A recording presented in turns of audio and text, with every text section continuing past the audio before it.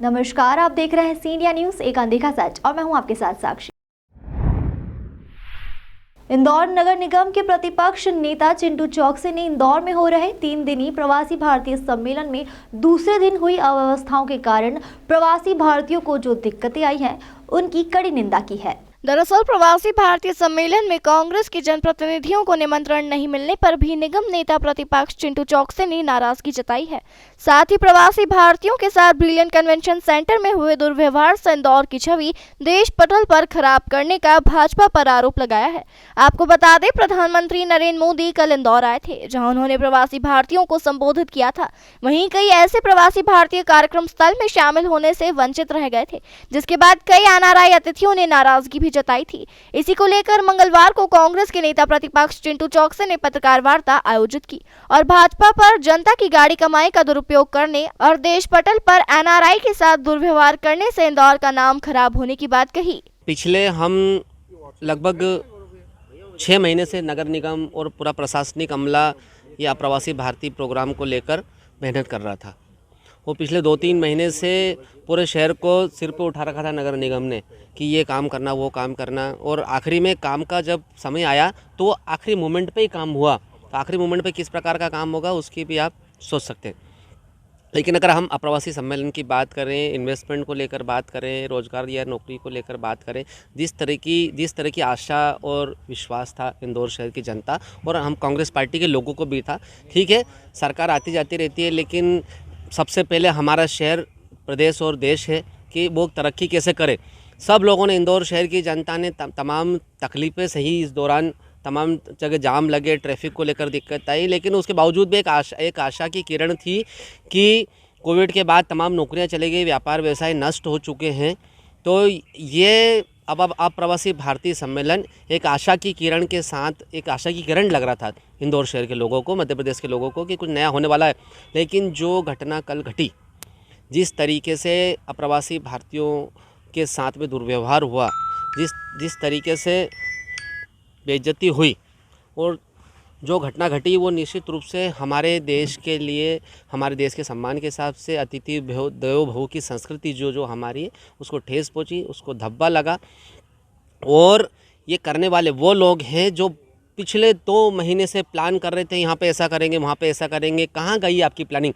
और सबसे पहला तो हमारा सवाल है, वो सभी करता धरता मुख्यमंत्री जी से लेके सभी लोग, जिन लोगों के हाथ में समिट का कामकाज था, कि आप 1,500-2 हज़ार की कैपेसिटी वाले हॉल में 3-3,500 हज़ार लोगों को कैसे बिठाएंगे? एक के ऊपर एक बिठाएंगे कि उसमें कोई वो बीच में कोई गैलरी वैलरी थी कि इस प्रकार से बिठाएंगे? मतलब समझ ऐसी ना समझी कि हम कल्पना भी नहीं कर सकते। ये छोटी मोटी नाम समझी नहीं है भाई। यहाँ पूरे देश का मीडिया, इंटरनेशनल मीडिया सारा था और उसने देखा कि इतने बड़े लेवल पे कोई सम्मेलन हो रहा है, प्रधानमंत्री जी जिस प्रोग्राम में आ रहे हैं और वहाँ इतनी अव्यवस्था फैली हुई है। हम हाथ जोड़ के, पैर पड़ के लोगों को लेके आए थे कि आपको ये दिखाएंगे, आपको वो करेंगे, आपको इन्वेस्टमेंट की बात करेंगे, प्लॉट की बात करेंगे, फैक्ट्री की बात करेंगे। वो सब बात तो अलग चली गई और ये विषय ही अलग हो गया। आज पूरे शहर में चर्चा का विषय है कि भाई ऐसी क्या नासमझी थी, ऐसी क्या आपके क्या दूरदृष्टि नहीं थी या सोच नहीं थी कि कितने लोग आएंगे, किस प्रकार से आप बिठाएंगे, जबकि आपने कार्ड्स भी बनाए लोगों के। तो क्या किस सोच के साथ में प्रोग्राम करा था कि हमारे देश की बेइज्जती कराने के लिए, कि इंदौर शहर की जनता के साथ आपने, जो जनता बड़ी आशा भरी निगाह से देख रही थी कि इंदौर शहर में कुछ अच्छा होगा, लेकिन आपने देखा कि जिस तरीके से कल घटना घड़ी वो अशोभनीय है, निंदनीय है। कांग्रेस पार्टी पूरी ताकत से उसका विरोध करती है, भर्त्सना करती है कि शिवराज सिंह जी चौहान को इंदौर की जनता, मध्य प्रदेश की जनता और देश की जनता से हाथ जोड़कर माफ़ी मांगना चाहिए कि आपके कारण आज हमारी देश की संस्कृति को बड़ा धब्बा लगा। जी बिल्कुल। अगर आज जैसे हमारे घर में शादी होती है तो हम 2,000 का प्रोग्राम करते हैं, तो उसके हिसाब से गार्डन या जितने रूम्स हमारे बाहर के मेहमान आते हैं उनके लिए रूम्स, उनके चाय नाश्ता का प्रबंध व्यवस्थित ढंग से करते हैं कि हमारा एक मेहमान खुश हो। वो तो शादी की बात है, लेकिन ये तो हमारे शहर, प्रदेश और देश की बात हो रही है, तरक्की को, विकास को लेकर बात हो रही है। लेकिन जब इतने असंवेदनशील लोग रहेंगे तो कहाँ से विकास आएगा और कहाँ से लोग इन्वेस्टमेंट करेंगे और कैसे हमारे शहर और हमारे देश की अच्छी छवि बनेगी? इन लोगों की सोच ही नहीं है।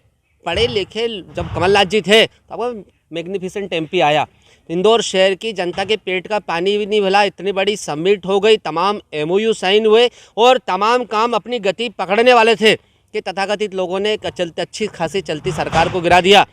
निश्चित रूप से जो बदनामी हमारे देश की, हमारे शहर की इन लोगों ने करी है, उसका बदला इंदौर शहर की जनता, मध्य प्रदेश की जनता 2023 के अंत में जो विधानसभा के चुनाव होंगे उसमें बदला लेगी। मध्य प्रदेश में कांग्रेस की सरकार बनेगी, मध्य प्रदेश के मुख्यमंत्री बनेंगे कमलनाथ जी, और एक वापस से एक विकास की नई इबारत की शुरुआत होगी और मध्य प्रदेश में रोजगार के, व्यापार के, नौकरी के नए अवसर पैदा होंगे और इस प्रकार से दिखावा और खिलवाड़ नहीं होगा। नहीं, निश्चित रूप से चूंकि ये प्रोग्राम इंदौर शहर का था, नगर निगम इंदौर इसमें लीड कर रही थी, तो भारतीय जनता पार्टी के जितने करता धरता है इन लोगों को हमको विश्वास में लेके शामिल करना था। बोलने से कुछ नहीं होता। हम लोगों के पास किसी के पास कार्ड ही नहीं आए, बुलाना तो बहुत दूर की बात हो गई है। ऑफिशियली कार्ड भी नहीं आया नगर निगम से या कहीं से सरकार की तरफ से कि आपको इस प्रोग्राम में आमंत्रित किया जाता है। हम लोग कोई ऐसा तो है नहीं कि वहाँ जाके इनका प्रोग्राम बिगाड़ते या कुछ भी बात करते, सबको समझ है क्योंकि हमारे देश का सम्मान मामला था, हमारे शहर के सम्मान का और प्रभुता का मामला था, तो हम लोग भी इतने नीचे स्तर पर, लेकिन इन लोग। वहीं नेता प्रतिपक्ष चिंटू चौकसे ने प्रवासी भारतीयों के साथ हुए दुर्व्यवहार को लेकर मुख्यमंत्री शिवराज सिंह चौहान से प्रदेश की जनता से हाथ जोड़कर माफी मांगने की बात कही। तमाम खबरों के लिए देखते रहिए सी इंडिया न्यूज़, एक अनदेखा सच।